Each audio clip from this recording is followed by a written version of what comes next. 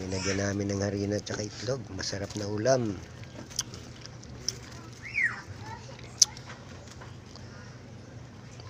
Ayan. Ayan, ayan. Oh. Tinakpan lang natin ng isang lambat sa ibabaw para safety po siya. Okay.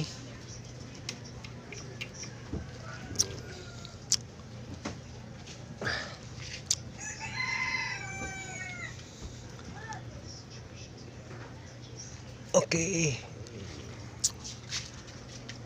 Tapos lagyan, prituhin natin bukas to.